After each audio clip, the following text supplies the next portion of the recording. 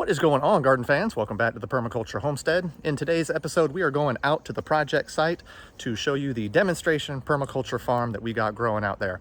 As always, these videos are a little bit longer because it's a big site and I'm going to go kind of in depth on it. If you could, before you even watch the video, please give this a thumbs up. That would really help us out. YouTube has decided to throttle and demonetize my channel because I guess I'm not as active as they want me to be.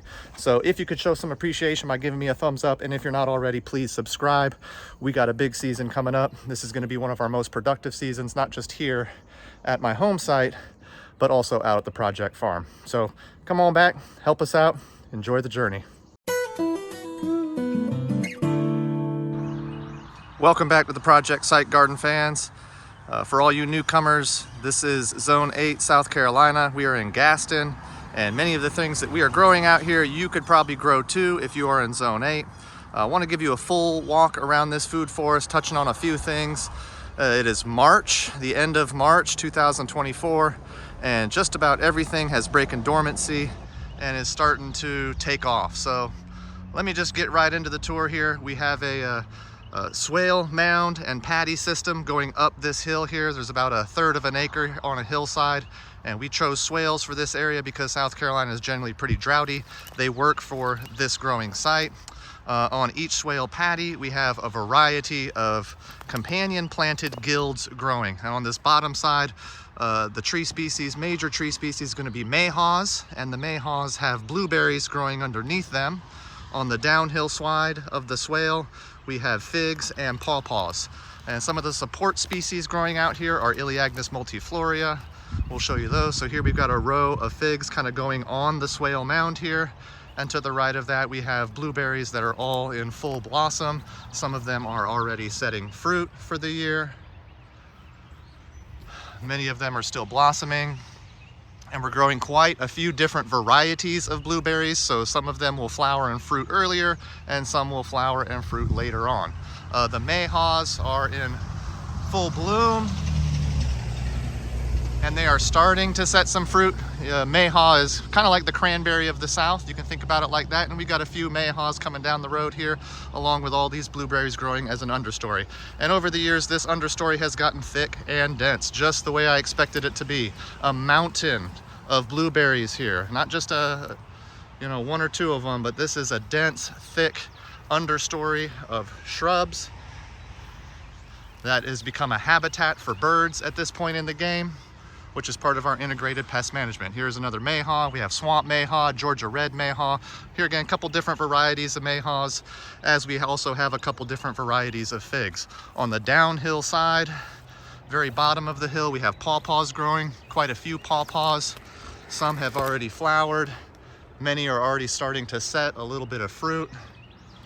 The support species down here is, once again, that Elaeagnus multiflorea, gummy berry. And you can see how heavily we prune these things. We prune these every single year, down to about 4 or 5 feet tall. Now they will shrub out and bush out through the growing season, but as always, every year we will chop and drop them down to about nothing. And at some point in time, what we're going to do is file these all the way down to the ground, and all that nitrogen that's been stored will become bioavailable and ready for the plants nearby. Some of these figs are setting fruit. We have quite a few different variety, like I said, LSU Gold, Celeste fig, brown turkey fig, black mission fig, a lot of different varieties so that we get fruiting throughout the year. Also down here on this swale paddy, we have a hedge of elderberry growing. Elderberry is a great medicinal for Zone 8, South Carolina. Really a great medicinal anywhere in the country you can grow. We also have wild and cultivated blackberries growing down here. Wherever there's no blueberries, we have blackberries. So this is this lower swale paddy and mound. And I'm just gonna kind of take a path up the hill here, garden fans, to the next swale mound and swale paddy, where we have a variety of things growing. Starting out, we have jujube, and we got quite a few jujube out here. Lee and Lang jujube are the main varieties of jujube we're growing. We like these here for Zone 8 because they are generally pest and disease tolerant. They don't take much maintenance whatsoever. You slap one in the ground and walk away from it. And that's the kind of plant we like out here. We also have a few persimmon on site. Both persimmons are breaking dormancy and leafing out. like the persimmons because they obviously fruit later in the year. And basically we start harvesting in March and we don't stop harvesting here at the Food Forest until about November, where we're harvesting the persimmons and pineapple guava. This is a fairly mature pomegranate shrub growing in between some of these trees here. Here is another jujube breaking dormancy. And then also on this swale patty, here we have a pair of Chickasaw plums. And there are 2 of them here just to help out with pollination. These guys usually flower early in the year and start setting their fruit before some of the other cultivated varieties of plum we have out here. We also have Ozark plum growing. So these are great cross-pollinators. And then further on down the line here, we have more elderberry as our medicinal hedge growing.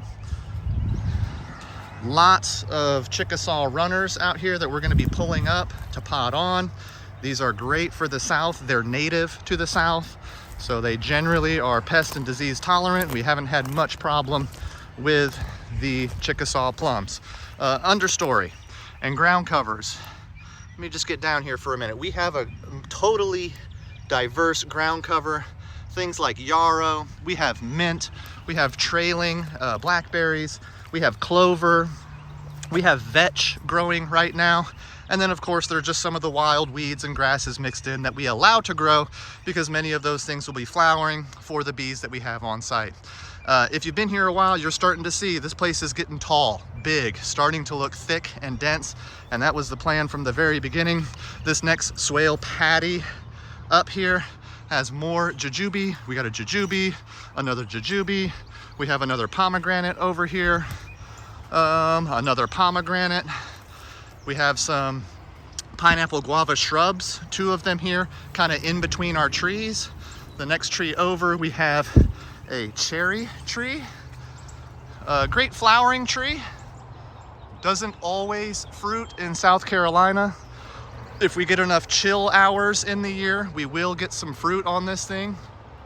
So it's looking like it's wanting to set a little bit of fruit here this year. If it stays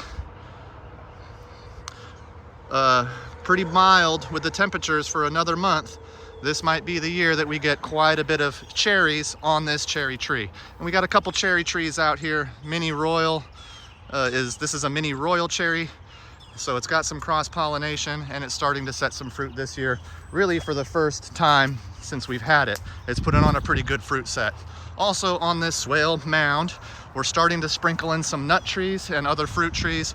Here's another fig, already setting fruit, early season fig. We have another jujube right behind it. And then we have pecan trees, pecan, wherever you're from, right next to it. Now this pecan tree is going to be a centerpiece once it reaches full height. It's about 80, 90 feet tall. This is going to be a big tree out here. Long, tall tree. Around that tree, we have support species like the pineapple guava shrubs, more of them. We have elderberry growing on the swale mounds. And then on the other side of these pineapple guava, we have another persimmon tree growing. Further on down, we have another tree, fruit tree. This is a mulberry. And there are quite a few mulberry trees out here, garden fans. All of them are starting to set fruit. We did not get a late frost this year. So all of the fruit set so far has not been damaged at all. I can smell the mint ground cover coming up right now. And as I was talking, we further on up the hill, we start sprinkling in some nut trees. So I'm gonna back up a little bit. Here's some of that clover ground cover I was talking about. We grow mammoth red clover out here and vetch to flower for the bees. Here's some vetch. Here's that mammoth red clover. We will let that grow to flower. Then we chop and drop it and add the wood chips over everything about mid to late spring going into summer. So this top swale patty is the largest patty. It's on some of the flattest land here at the top of the hill, and we've incorporated a lot more nut trees up here, interspersed with things like some fruit trees like pomegranate. We have another jujube here. We have hazelnuts, 2 hazelnut shrubs here. Hazelberts, really, it's a hazelnut crossed with a filbert. It's basically a hazelnut. And all the shrubs we have out here they end up being homes for local birds. There are so many birds that live out here. Here's another pomegranate. Once again, that's kind of part of our integrated pest management. Here is another jujube coming up. Here is another patch of hazelnuts starting to grow up. There'll be a nice shrub species for the taller Chinese chestnut, which is not far away. And this Chinese chestnut is absolutely loaded with flowers. We've got a huge harvest of Chinese chestnuts last year. It is starting to catkin. No catkins yet, but it is leafing out and breaking dormancy. This is certainly going to be a centerpiece of the food forest at some point. And just like all the other trees, like I said, we have chopped and dropped a lot of gummy berry down and around all of our tree species. We literally chop and drop, and all this mulch ends up becoming organic material as it breaks down over the year. More pomegranate. Some other fruit species we've mixed in here with the nuts is another mulberry. Once again, we got a few different types of mulberry. Here is a cultivated plum variety. This is an Ozark plum. It's flowered, it's starting to set fruit. Very healthy plum tree here at the top of the hill. It gets good morning sun. I'm here early in the morning, so there's a little bit of dew on everything. That'll dry up as the sun comes out. Here is that mulberry that is catkinning out right now, throwing out some fruit and pollinating packets here to pollinate some of the other mulberries we got. We got good variety of trees out here that help cross-pollinate each other. Here is another pecan tree. Once again, one of these nuts is going to be the centerpiece, and it's finally starting to hit about 15, 16 feet tall. They're going to be really big trees. They're slow growers, but they will be big trees. On of our swale mound up here, we have a lot of elderberry. Once again, I like elderberry for its medicinal value. It's also a pretty darn good shrub species around your trees. The tree right behind it is another plum, Methley plum. Some of the newer things that we've grown out here. Here is another Asian pear tree that seems to be doing a little bit better.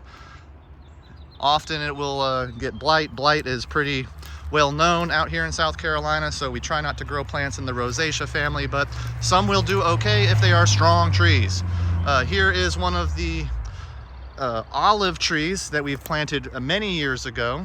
It's been 3 or 4 seasons by now. This is probably its 3rd or 4th season here. I don't even remember, but we have a few variety of olive tree that have been hardy and have been growing well out here. So hopefully this olive tree will continue to grow up. It'll probably top out at about 30 feet tall. Here again with the companion planting, we got veggies growing out here. We've got carrot growing out as a ground cover out here in the food forest. At every little nook and cranny of this farm, you will find some food item growing. This place is loaded with food. Here is another Asian pear to help cross-pollinate. And let me just go ahead and loop around, take a trip down this next swale patty.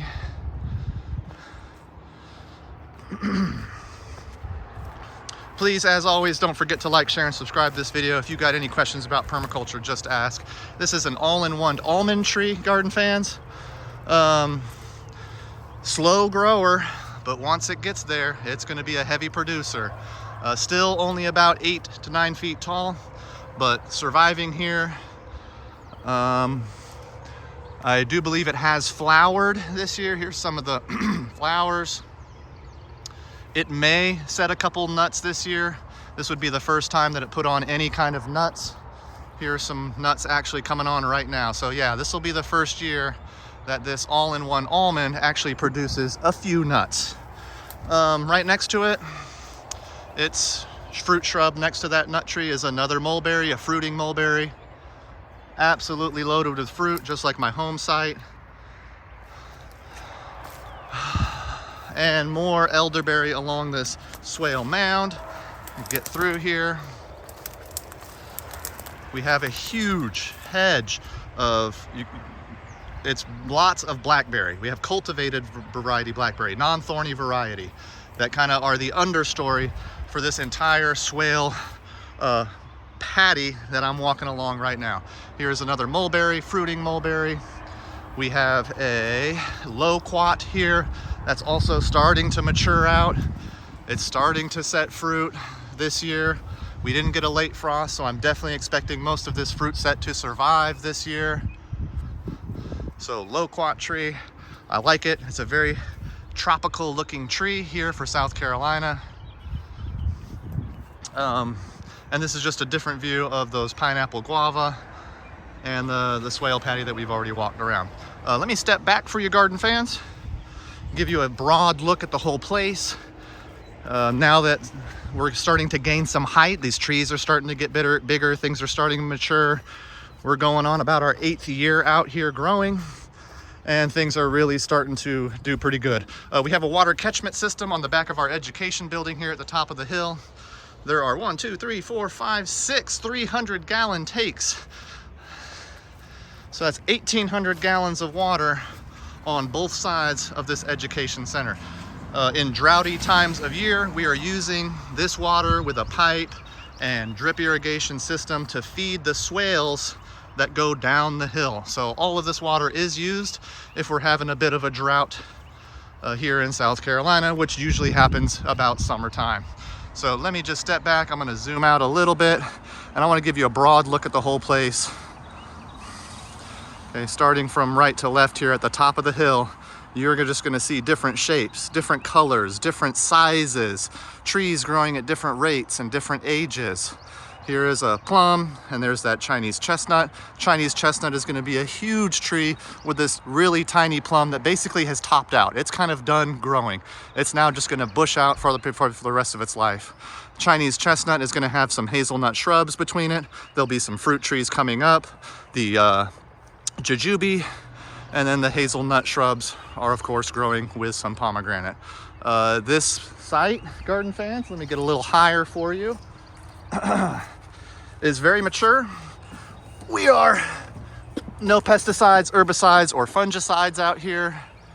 This is completely organic, 100%. We're trying to grow plants that do not need a whole lot of work or maintenance. And it's starting to get there. It is starting to look like a wild food forest. I really appreciate y'all if you stuck around this long watching this. There's so much going on. If you have any questions about anything we're doing or permaculture in general, please just ask. Once again, please like, share, and subscribe. That's what really helps us out, help boost us up here in the YouTube algorithm. Thanks for coming out to the Project Farm. God bless.